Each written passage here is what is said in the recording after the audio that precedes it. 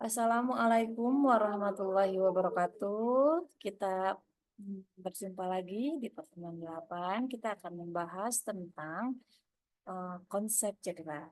Ya, akan Ibu share screen terlebih dahulu.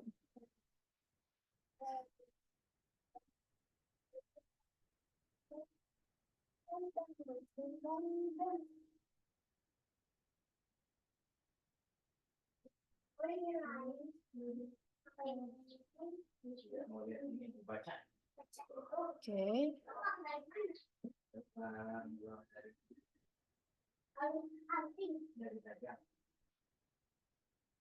Oke, baik.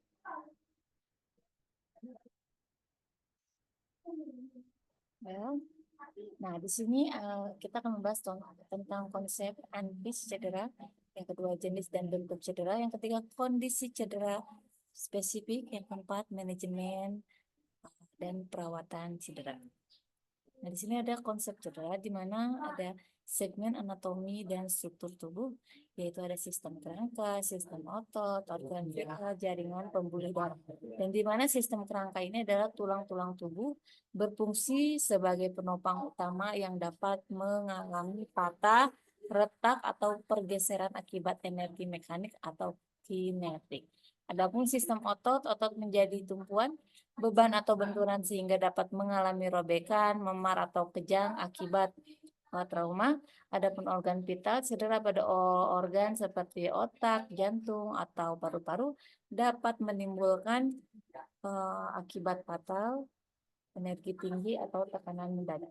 Ada jaringan pembuluh darah juga, cedera pada pembuluh darah dapat menyebabkan pendarahan masif, pembekuan darah atau hematoma jika tidak segera ditangani. Adapun klasifikasi cedera, ada cedera mekanik yaitu seperti energi kinetik seperti tabrakan, kendaraan, jatuh atau luka tusuk yang menimbulkan dampak langsung pada jaringan. Adapun cedera termal akibat panas, dingin, ekstrim seperti luka bakar, hipotermi atau frostbite ya. Cedera kimia, kontak dengan bahan-bahan korosif yang menyebabkan iritasi kulit, kerusakan jaringan, atau efek toksik pada tubuh. Adapun cedera elektrik, akibat paparan listrik yang menyebabkan luka bakar internal, gangguan ritme jantung, atau kerusakan saraf. Nah, adapun cedera radiasi sering dengar ya, yaitu karena radiasi tinggi yang dapat menyebabkan kerusakan DNA, luka jaringan, atau risiko kanker jangka panjang. Adapun proses cedera ya, yang pertama yaitu penyerahan energi, di mana cedera itu terjadi akibat perpindahan energi dari sumber ke tubuh, ya seperti dalam kasus tabrakan kendaraan atau ledakan. Tabrak dulu baru ada energi yaitu ledakan gitu ya. Nah, tahapan kompensasi tubuh awalnya mencoba mempertahankan stabilitas melalui mekanisme kompensasi seperti peningkatan denyut jantung atau tekanan darah, kerusakan langsung dan sekunder. Nah, cedera awal pada jaringan dapat memicu respon inflamasi yang jika berlebihan dapat memperburuk kondisi dengan menciptakan kerusakan sekunder. Adapun faktor risiko kontekstual, faktor seperti arah benturan, kecepatan, dan kondisi fisik korban dapat mempengaruhi berat dan jenis cedera yang terjadi. Yang kedua ada jenis dan bentuk cedera. Nah, ini adalah cedera luka lecet, memar, dan iritasi kulit.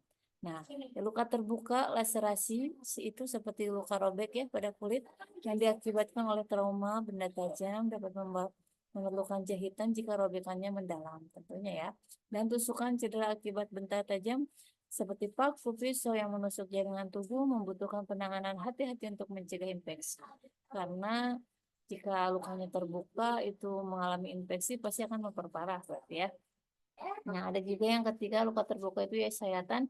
Luka potong biasanya disebabkan oleh pisau atau kaca dengan tepi luka rata seringkali memerlukan penjahitan untuk penyembuhan sempurna. Nah, adapun fraktur dan dislokasi. Nah, di sini ada yang namanya fraktur tertutup. Patah tulang yang tidak melibatkan kerusakan kulit sering membutuhkan imobilisasi dengan gips untuk proses pemulihan. Dan ini diberikan gipsnya berarti dilakukannya dengan operasi ya. Dan adapun fraktur terbuka, patah tulang di mana fragmen tulang menusuk kulit meningkatkan risiko infeksi dan memerlukan operasi untuk stabilisasi. dislokasi sendi, pergeseran tulang dari posisi sendi normal akibat trauma wajib ditangani segera untuk menghindari kerusakan struktural yang permanen. Yang ketiga, kondisi secara spesifik ya, kondisi dari cedera. Nah, cedera ini yang pertama akan mengalami gangguan fungsi tentunya ya. Kalau misalkan setelah terjadinya cedera, pasti fungsinya itu bakalan melemah ototnya, betul. Kadang juga seperti kesemutan ya gitu ya, yang bekas cederanya itu hingga gangguan aktivitas sehari-hari pasti itu ya. Sehingga kan fungsinya tidak ada, jadi aktivitas pun berkurang ya. Dan seperti berjalan atau berbicara. Yang kedua ada pembuluh darah cederanya. Karena ini trauma fisik dapat menghambat suplai oksigen dan nutrisi ke jaringan, berpotensi mengakibatkan nekrosis atau kerusakan lebih lanjut. Adapun risiko gabungan kombinasi cedera saraf dengan pembuluh darah dapat memperburuk kondisi, meningkatkan risiko komplikasi seperti penyembuhan yang terhambat atau infeksi serius. Adapun cedera otot dan tendon, ada itu bisa karena ketegangan ototnya, misalkan robekan tendon atau perawatan pemulihan ya. Kalau ketegangan otot ini seperti biasanya akibat aktivitas fisik berlebihan, gerakan yang salah menyebabkan nyeri loka dan penurunan mobilitas sementara. Adapun robekan tendon, kerusakan pada tendon sering terjadi karena trauma langsung atau penggunaan berulang mengakibatkan ketidakmampuan untuk menggerakkan bagian tubuh terkait secara normal. Adapun perawatan pemulihan cedera otot dan tendon sering membutuhkan kombinasi terapi fisik dan istirahat untuk mengembalikan kekuatan dan fleksibilitas secara bertahap. Maaf teman-teman. Nah, di sini ada cedera remuk atau amputasi traumatis. Nah, di mana cedera remuk ini yaitu seperti kecelakaan atau jatuh dapat menyebabkan kerusakan jaringan yang signifikan, menimbulkan risiko komplikasi seperti infeksi atau mobilitas terbatas. Adapun amputasi traumatis, kehilangan anggota tubuh akibat cedera parah sering memerlukan intervensi bedah dan rehabilitasi jangka panjang termasuk penggunaan prostesis. Adapun dampak psikolog, cedera parah ini tidak hanya mempengaruhi fisik tetapi juga menimbulkan tekanan emosional yang mempengaruhi dukungan mental tambahan. Ya tentunya ya, ketika cedera pasti kita tuh merasa kadang rendah diri, aduh kita beda dari yang lain, misalkan atau misalkan rendah diri dengan wah fungsinya jadi hilang, misalkan seperti itu ya. Nah, yang keempat ada manajemen dan perawatan cedera, di mana ada penilaian cepat, stabilisasi awal, adapun pencegahan infeksi. Nah, melakukan evaluasi awal itu terhadap tingkat keparahannya, termasuk memastikan jalan nafasnya, pernapasannya seperti apa, sirkulasi ABC-nya seperti apa, pasti cek dulu ya P3K ini. Nah, stabilisasi awal menggunakan teknik seperti imobilisasi pada patah tulang menekan ke area pendarahan untuk mencegah komplikasi lebih lanjut. Jadi ditutup gitu ya jalan pendarahannya ketika darahnya mulai menyucur gitu ya. Nah, pencegahan infeksi ini membersihkan luka dengan air bersih atau larutan antiseptik untuk menghindari infeksi sebelum penanganan lanjutan.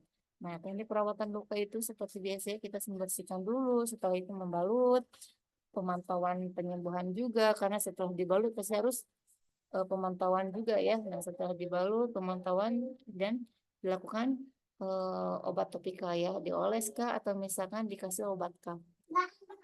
Seperti itu. Dan intervensi medis dan bedah ini perawatan darurat, pencitraan diagnostik, operasi rekonstruktif, dan fisioterapi pasca bedah. Terima kasih teman-teman. Oke, baik teman-teman. Semoga kita selalu dalam keadaan sehat ya. Dari Ibu cukup sekian. Assalamualaikum warahmatullahi wabarakatuh.